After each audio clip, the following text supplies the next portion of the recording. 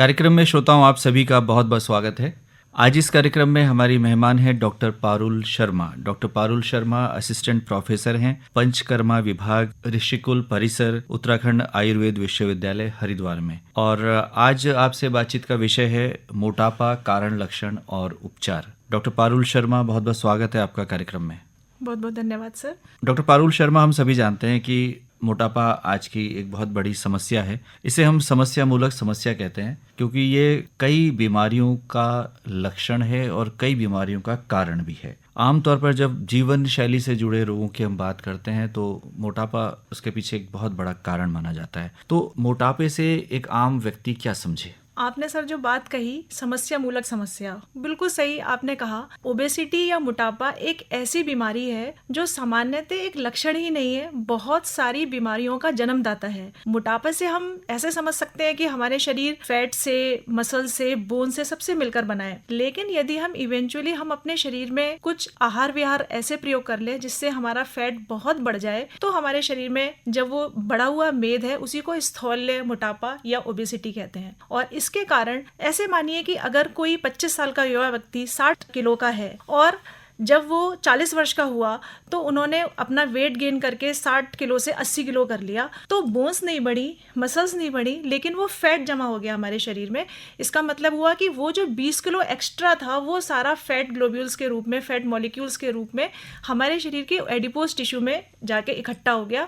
और उस बढ़े हुए वजन को लेकर हम अपने साथ घूम रहे हैं, अपने साथ चल रहे हैं, जिसकी वजह से हमें नहीं पता कि वो आगे हमारे लिए कितना घातक हो सकता है और कितनी सारी बीमारियों का जन्मदाता हो सकता है। जी, बहुत अच्छे और रोचक ढंग से आपने बताया कि इतना ज़्यादा फैट हम डिपॉजिट कर लेते हैं अपने शरीर में और उसका क्या होगा ये पता नहीं चलता।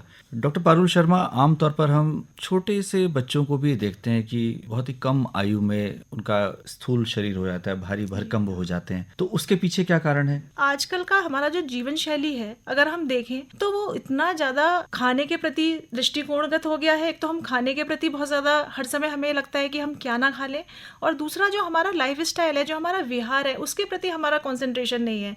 हम लोग एक कमरे में बंद रहेंगे, अपने बच्चों को भी हम गैजेट्स दे देंगे, उनको हम फिर बीच बीच में उनको हम ये बिना जाने कि वो भूखे हैं या नहीं कुछ ना कुछ खाने की चीज़ें देते रहेंगे। आयुर्वेद के दृष्टिकोण से ये कहा गया है कि जब तक हमें भूख ना लगे और हमारे दिन में मेजर 2 ही मील्स होने चाहिए, जब तक पूरा खाना पच ना जाए तब तक हमें दोबारा खाना नहीं खाना चाहिए। लेकिन हमारी टेंडेंसी क्या होगी कि अगर हम टीवी देख रहे होंगे तो हमारे पास पॉपकॉर्न्स होने चाहिए, चिप्स होने चाहिए, कोल्ड ड्रिंक्स होनी चाहिए। ये सभी अंततः कहीं ना कहीं हमें मोटापा कर रहे हैं। हमारे यहाँ के बच्चे इसलिए मोटे हो रहे हैं, हमारे यहाँ के या पूरे विश्व में, क्योंकि हम लोग अपनी बॉडी को बिल्कुल भी मूवमेंट में नहीं ला रहे हैं और खाने के प्रति हम लोग ज्यादा जागरूक हो गए हैं। हमारे पास ऑनलाइन फैसिलिटीज भी हो गई है, हम कुक भी नहीं करना चाहते, हमारे पास डिब्बा बंद खाने की फैसिलिटीज हो गई है, जिसकी वजह से हम वही चीज, वही जंक, वही सब कुछ खा रहे हैं। एक्टिविटीज के नाम पे बच्चे खेलना कूदना पसंद नहीं कर रहे, वो सिर्फ कार्टून्स देखना, मूवीज देखना, इसमें अपनी रुचि बढ़ा रहे हैं। तो कहीं ना कहीं ये सारे फैक्टर्स हमें कंट्रीब्यूट कर रहे हैं कि हमारे जो बच्चे हैं वो भी ज्यादा वेट गेन कर रहे हैं। अगर मैं ये कहूँ कि आप अगर किसी बच्चे को एक मनी दे दीजिए, उससे कह दीजिए कि बेटा ये ले 20 रुपए, अब तू जा कुछ अच्छा अपने लिए खरीद के ला, वो बच्चा केले के बारे में नहीं सोचेगा, सेब के बारे में नहीं सोचेगा, किसी हेल्दी मिल्क के बारे में नहीं सोचेगा, वो जाएगा फटाक से एक चिप्स खरीद लाएगा, एक कोल्ड ड्रिंक खरीद लाएगा। तो ये जो मानसिकता हो रही है हमारी, ये मैं समझती हूँ कि कहीं ना कहीं एक कारण है जिससे कि ओबेसिटी फैल रही है। क्या इसके पीछे आनुवंशिक कारण भी हो सकते हैं? बिल्कुल, हमारे अगर स्थौल्य रोग के कारण के पीछे सबसे पहला कारण अनुवांशिक कारण है। और ये अनुवांशिक कारण या हेरिडिटरी फैक्टर ऐसा नहीं है कि आजकल साइंटिफिक तौर पे हमने जीन्स देखे। आयुर्वेद में भी कहा गया है कि बीज दोष भी एक मुख्य कारण है जिसकी वजह से ओबेसिटी या स्थौल्य या मोटापा हो सकता है। अगर हमारे पेरेंट्स मोटे हैं तो प्रोजेनी में, बच्चों में बहुत ही स्वाभाविक है कि वो मोटापन लेके आ सकते हैं। अनुवांशिक तो केवल एक कारण है, उसके अतिरिक्त भी बहुत सारे कारण हो सकते हैं। हमारी जीवन शैली, हमारा खान पान और कुछ मेडिकल कंडीशंस जिनको कि हम ये मान सकते हैं कि वो अकेला केवल अनुवांशिक ही नहीं है, हमारे साथ और सारे एसोसिएटेड फैक्टर्स भी हैं जो कि मोटापा कर सकते हैं। जी, आपने चिकित्सीय कारण भी बताए, तो वो कौन से हो सकते हैं डॉक्टर पारुल? जी सर, चिकित्सा कारण में कुछ हार्मोनल डिस्टरबेंस होना, जैसे थायराइड के विकार होना, कुछ पीसीओडी जैसे कि हमारे ओवरीज में कुछ सिस्ट बन जाती हैं, ये भी ऐसा विकार है जो कि हमारे शरीर में मोटापा कर सकता है। इसके अतिरिक्त कुछ और ऐसी दवाइयाँ भी हैं, कुछ ऐसी कंडीशन है, मेडिकल कंडीशन, डिप्रेशन या कुछ और मानस रोग, जिनके अंदर हम ऐसी दवाइयाँ दी जाती हैं, उससे पेशेंट बहुत ओबीज होता चला जाता है, लेथार्जिक होता चला जाता है। तो ये सारी कंडीशंस हैं और इनके वजह से मोटापा होता है, और मोटापे की वजह से फिर पेशेंट और ओवर ईटिंग और सैडनेस और डिप्रेशन में चला जाता है। तो ये एक ऐसी विशियस साइकिल सी बन जाती है कि रोग का निराकरण भी नहीं हो पाता और पेशेंट जो है वो ओबीज होता चला जाता है। जी डॉक्टर पारुल शर्मा, क्या कोई पैमाने हैं इसके कि इतनी लंबाई के साथ इतना वजन होना चाहिए? ओबेसिटी को अगर हम कैटेगराइज करें तो बीएमआई नाम का एक स्केल होता है, बॉडी मास इंडेक्स, जिसके अंतर्गत हम किसी भी महिला या पुरुष की हम हाइट और उसके वेट के आधार पर उसका बीएमआई नाप सकते हैं। और वो एक ऐसी कैटेगरी है जिसपे आमतौर पर जो साधारणतः हम यूज करते हैं, जैसे अगर किसी भी इंसान का बीएमआई 18 से 24 के बीच है तो वो नॉन ओबीज है, यानी कि वो बिल्कुल स्वस्थ है और उसके अंदर कोई भी इस तरह का मोटापे के लक्षण नहीं है। जैसे जैसे 24 से बढ़ते हुए 29 तक बीएमआई होगा तो वो ओवरवेट की श्रेणी में आ जाएगा, और 30 से लेकर 35 से और बढ़ते हुए वो ओबीज और मॉर्बिड ओबेसिटी की कैटेगरी में आ जाएगा। तो ये बॉडी मास इंडेक्स हम सभी को मेजर अपने घर पर ही कर लेना चाहिए। इसमें हमें बस केवल एक हाइट मीटर्स में और वजन किलोग्राम्स में चाहिए होता है, जिसका की फॉर्मूला होगा वेट अपॉन हाइट का स्क्वायर, यानी कि वेट इन किलोग्राम और हाइट इन मीटर स्क्वायर। तो उसके आधार पर अगर हमारा बीएमआई 25 से 30 के बीच या उससे ऊपर आता है तो हमें सजग हो जाना चाहिए, हमें अपने डाइट, अपनी लाइफस्टाइल के प्रति थोड़ा सा जागरूक हो जाना चाहिए। मैं समझती हूँ कि अगर कोई व्यक्ति सजग भी है, जागरूक भी है कि उसे वजन गेन नहीं करेगा, तो आधी परेशानी उसकी वहीं से हल होनी शुरू हो जाएगी। सजगता और कॉन्शियसनेस बहुत जरूरी है। अब हम बात करते हैं अन्य बीमारियों की। जैसे हमने आरंभ में बात की कि ये लक्षण भी है और कारण भी है, तो जीवन शैली से जितनी जुड़ी बीमारियां, खास तौर से हम मधुमेह की बात करते हैं या हृदय रोगों की बात करते हैं, तो देखा गया है कि जो मोटे लोग हैं, जो मोटापे से ग्रस्त हैं, उनमें ये समस्या ज्यादा देखने में आती है। आप क्या कहेंगी? बिल्कुल सर, आपने एकदम सही कहा। ओबेसिटी एक ऐसी बीमारी है जो कि बहुत चुपके से हमारे जीवन में प्रवेश कर जाता है, और कब वो भिन्न भिन्न बीमारियों के रूप में कन्वर्ट होकर कॉम्प्लिकेशन दे जाता है वो पता ही नहीं चलता। और लास्ट में सारा मूल कारण यही था कि आपने अपने खान पान पे, अपनी दिनचर्या पे, अपनी ऋतुचर्या पे इस पे ध्यान नहीं दिया। अगर हम ओबेसिटी से बात करें तो जैसे जैसे जैसे हम मोटे होते चले जाते हैं तो हमारे शरीर की जो ग्रंथियां हैं, स्पेशली जैसे पेंक्रियास से जो भी ऐसे हार्मोन सिक्रीट होते हैं जो कि हमें डायबिटीज कंट्रोल करते हैं, वो एक तरह से रेजिस्टेंट हो जाते हैं, जिसकी वजह से हमें डायबिटीज हो सकती है। डायबिटीज फिर अपने आप में एक सिंड्रोम है, क्योंकि डायबिटीज से नेत्र रोग हो सकते हैं, किडनीज पे इम्पैक्ट पड़ सकता है, और ये बढ़ा हुआ फैट अगर हमारी खून की नलियों में भी बढ़ जाए तो वो कोलेस्ट्रॉल को जन्म देगा। कोलेस्ट्रॉल की वजह से हमें बीपी की परेशानी हो सकती है। इसी तरह से फिर ये परेशानी और अगर क्रॉनिक होती चली जाए तो हमें हार्ट डिजीज कर सकती है, स्ट्रोक आ सकते हैं।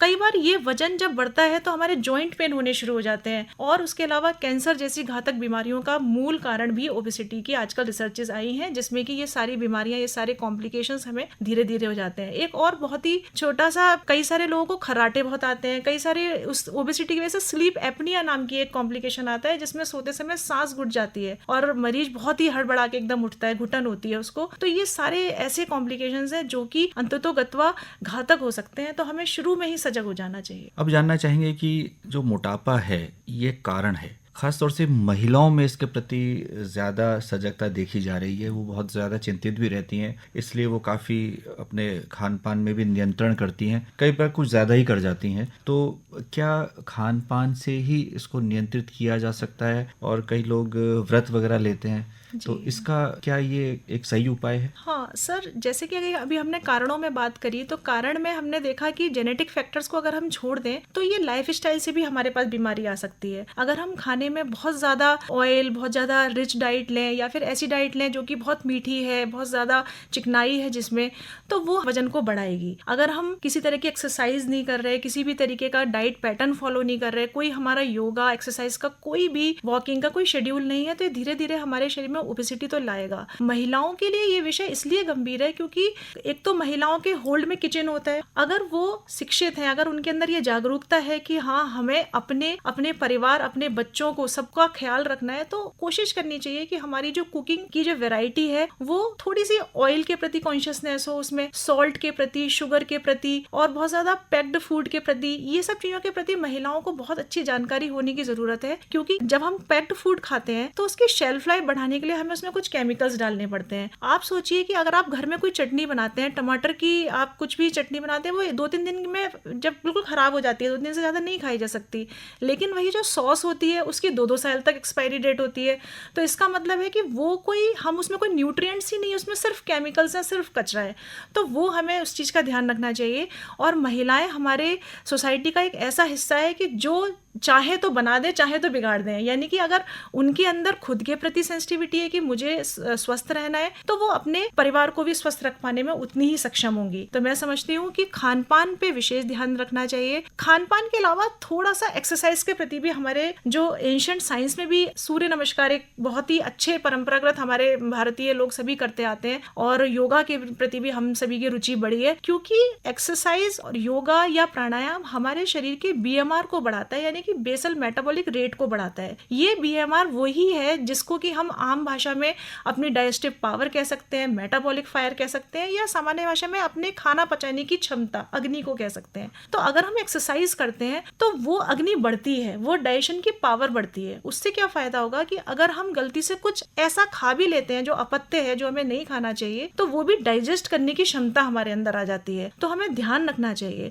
कि हम अपने को एक्सरसाइज के रूप में उतनी पावर को बढ़ाते रहें। साथ ही एक आजकल एक बहुत ही नया टर्म आया है, इंटरमिटेंट फास्टिंग, जिसके लिए भी आप कह भी रहे थे कि हमें व्रत या फास्टिंग के लिए क्या दृष्टिकोण होना चाहिए। आयुर्वेद शास्त्र में कहा गया है कि हमें 2 मेन मील्स लेने चाहिए, उसके अलावा हमें बीच बीच में कुछ ना कुछ हर समय खाते नहीं रहना चाहिए। अगर हम रात का खाना, अगर हम हमारे परिवारों में अगर हम शाम का डिनर लगभग 6-7 यानी सूर्यास्त से पहले कर ले, 6-7 बजे तक कर ले, तो अगले दिन 6-7 बजे तक लगभग 12 घंटे हो गए। उसमें 3-4 घंटे हम और ऐड कर लें, यानी कि 10 बजे तक अगर हम नहीं खा रहे हैं तो शाम के 6 बजे से अगले दिन के प्रातः के 10 बजे तक लगभग 16 घंटे हमारे पास एक ऐसी फास्टिंग हो गई जो कि नेचुरल हो गई। उसमें हमें एफर्ट्स नहीं डालने पड़े, हमें ऐसा नहीं लगेगा कि हमें बहुत भूखा रहना पड़ा, क्योंकि शाम को हमने पेट भर के खाना खा लिया, फिर हम रात को सो गए, और सुबह जब हम फ्रेश होके एक्सरसाइज करके नहा धो के जब हम बैठे तो हमारे उस समय तक हमें भूख लग चुकी होगी।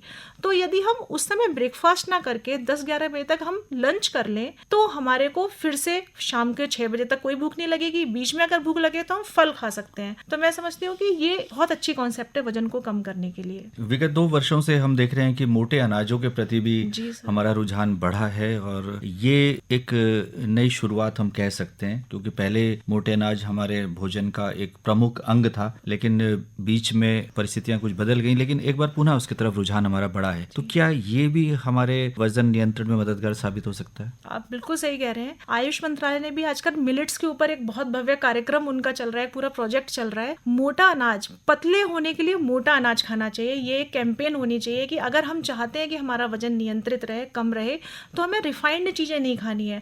हमें बहुत ही ज्यादा मैदे के बने पदार्थ, आटा, ये सब कम करके हमें मोटे अनाज जैसे ज्वार, बाजरा, रागी, कूटू, इस तरह के द्रव्यों का प्रयोग करना चाहिए। जई, ये सारी चीजें जब हम इंक्लूड करेंगे तो ये बहुत ही हाई फाइबर रिच होती हैं। तो जब हम शरीर में फाइबर रिच डाइट को लेंगे तो वो हमारे पेट को बहुत सूदिंग होता है। माना जाता है कि हमारे पेट में बहुत सारे करोड़ों बैक्टीरियाज रहते हैं जो कि हमारे शरीर के स्वास्थ्य के साथ सिम्बायोटिक रिलेशन में रहते हैं, और वो बैक्टीरिया हमारे को हेल्थ, हमें खुशी, हमारी इम्यूनिटी को बढ़ाते हैं। हम उन बैक्टीरिया को तब खुश रख सकते हैं जब हम नेचुरल पदार्थ खाएं या मोटा अनाज खाएं, दही, ऐसी चीज़ों का प्रयोग करेंगे तो वो बहुत हेल्दी रहेंगे, और उससे फिर हमारे शरीर हेल्दी रहेगा, हमारा मन अच्छा रहेगा। यदि हमारा शरीर, हमारा मन, हमारी इम्यूनिटी सब चीज़ स्ट्रांग रहेंगी तो हमें किसी प्रकार का रोग नहीं हो सकता। अंत में युवाओं में जंक फूड के प्रति जो बढ़ती प्रवृत्ति है वो किस तरह से उन्हें मोटापे की ओर अग्रसर कर रही है? सर, जंक फूड, जितना भी जंक फूड है उसके अगर आप बनाने के मेथड्स देखें तो वो सब बहुत ही फाइन, बहुत ही ऐसी चीज़ों से बन रहे हैं जो कि हमारे स्वास्थ्य के लिए हितकर नहीं है। जैसे मैदा हो गया, अगर हम कोई भी चीज़ यूज़ कर रहे हैं तो वो या तो इसलिए कि उनके बनाने के दौरान जो हम सामग्री यूज़ कर रहे हैं वो हेल्दी नहीं है, या फिर जब हम उसको स्टोरेज कर रहे हैं तब हम उसमें कहीं ना कहीं कुछ केमिकल्स डाल रहे हैं जिससे उसकी शेल्फ लाइफ बढ़े। तो अगर इस तरह के जंक फूड को बच्चे, युवा या हम सभी ज़्यादा प्रयोग करेंगे तो हम कुछ भी हेल्दी नहीं ले रहे हैं। हम अल्टीमेटली अपने वजन के प्रति अनकॉन्शियस हो रहे हैं, हम वो चीज़ें टॉक्सिन्स अपने शरीर में इकट्ठा कर रहे हैं। एक तरीके से वो विष कब जाके हमारे शरीर में बड़ी बीमारियां पैदा कर लेंगे उसका अभी हमें आभास नहीं है। तो मैं आपके इस माध्यम से संदेश देना चाहूंगी सभी श्रोतागणों को कि कृपया स्वस्थ रहने के लिए ताजा जो भी खाना बने वो खाएं। किसी कंडीशन में अगर खाना बनाने में असक्षमता है तो हम फल खाएं। फल एक ऐसी हमारे लिए भगवान का दिया हुआ वरदान है जिसको कि यदि हम खाते हैं तो हम कभी भी वजन गेन नहीं कर सकते हैं।